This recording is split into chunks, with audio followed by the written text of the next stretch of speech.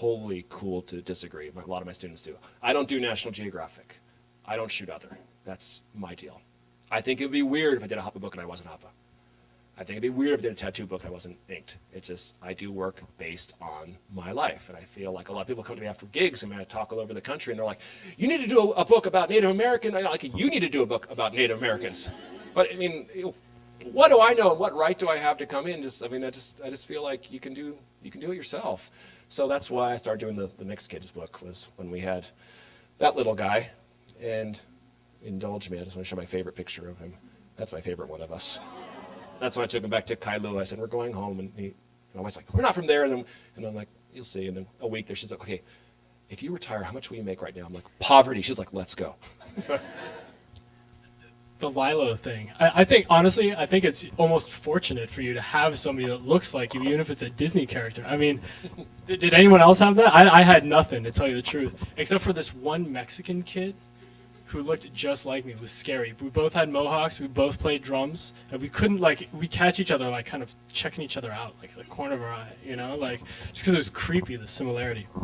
But, I want to ask you, you're arguably the most visible Hapa artist in the community, which is important because I think for a lot of people, your work is their introduction.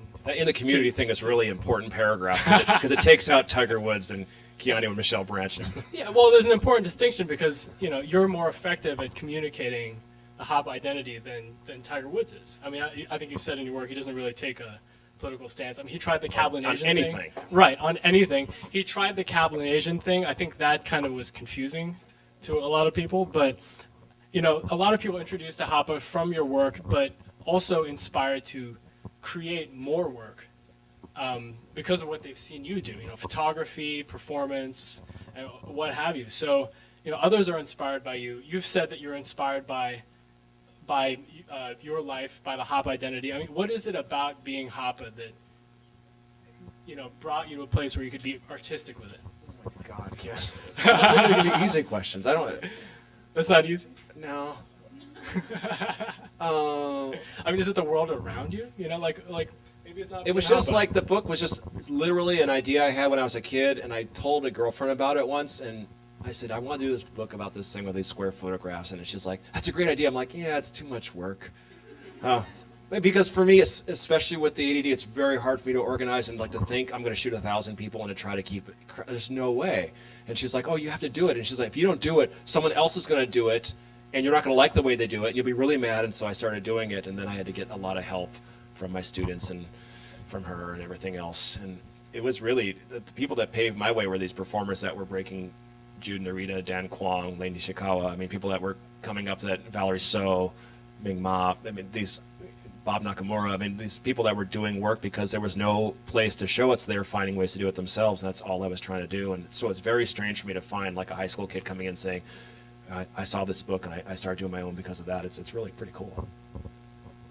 I agree, absolutely agree. I mean, what's important about it too, I think, is it's just not photography by itself, right? The big distinction I think between your work and other work is that empty space, that ability to write in whatever you want to write in, right? I could tell something about that. The people that didn't know me before you came here, who was that? Okay, so you've got to go home and your roommate say, hey, what'd you see? What were you going to say? I saw this guy do what? See? That's exactly it. Hey, Morgan. Hi, old student. There's no word for the kind of work that I'm doing. We don't have a phrase for it because it's between genres. It's there's no word for the idea of multiraciality. And so artistically, when I started doing spoken word, when I started teaching that, it was the first spoken word course taught as part of a core art curriculum. And I had faculty saying you can't teach this. It's not.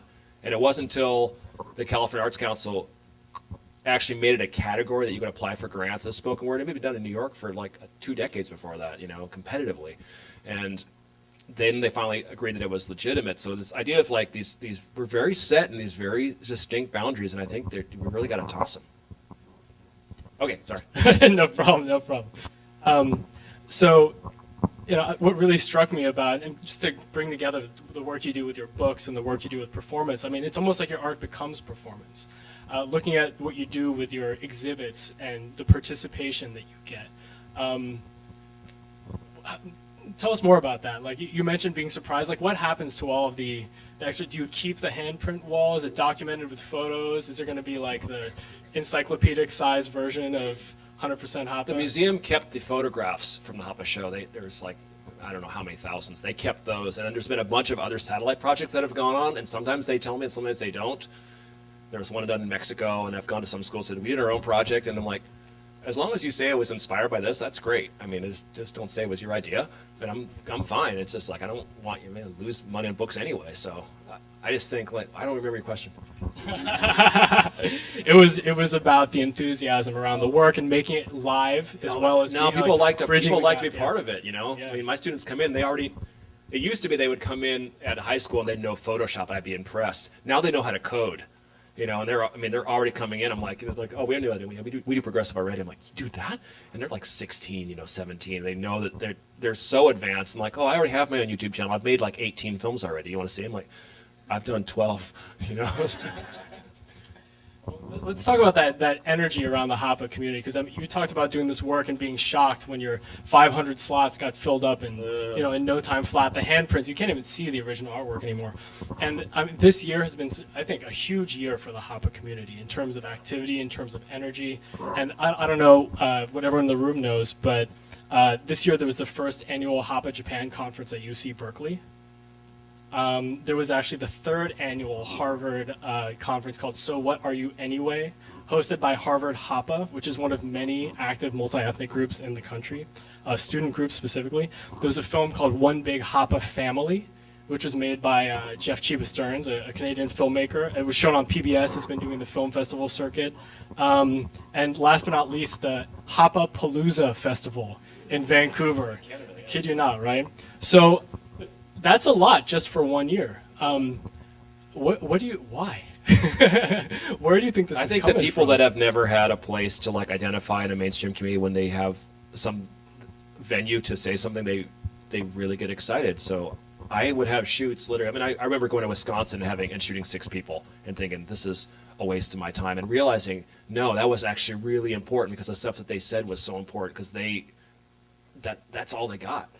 Where I went to San Francisco and I said, okay, I'm going to do a shoot at 7 p.m. So I'll open the doors at 6. And I got there at 5:30. There were 40 people at the door waiting already.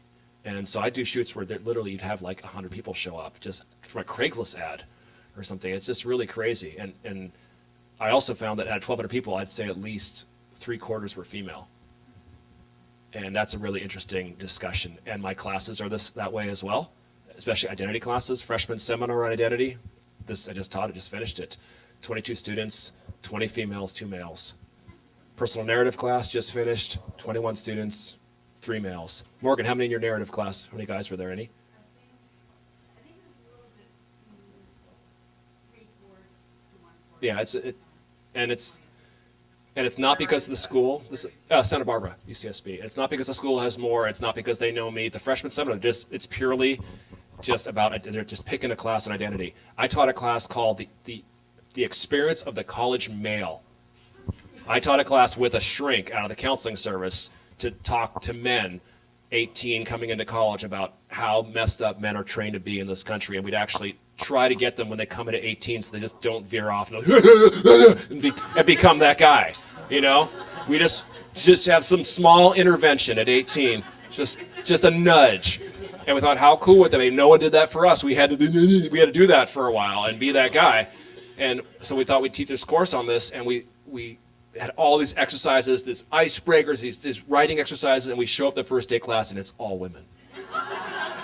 It's like three guys and 23 women. And I didn't even know how to teach the class. And I remember like looking at my friend, I'm like, Richard, what do you do? He's like, so we just opened it up for discussion. We're like, why do you think this class is about men's, why do I think it's all women? And all the women are like, I think men don't talk about their feelings because all the guys like. I can back you up on that. On lovingday.org, we ask people to submit stories about their experiences with multi-ethnic identity as a multi-ethnic couple. And when we started that process, I was wondering what to expect. Is it going to be all like some ethnic breakdown or something like that? But it was gender. It's almost all women. Yeah. And I don't have the answer, but I wish there was more representation It's on really both sides, interesting. right? That's the real diversity, right? Gender representation in sharing stories. But let's talk about that sharing. Like, we've seen how people interact with your work. We just talked about how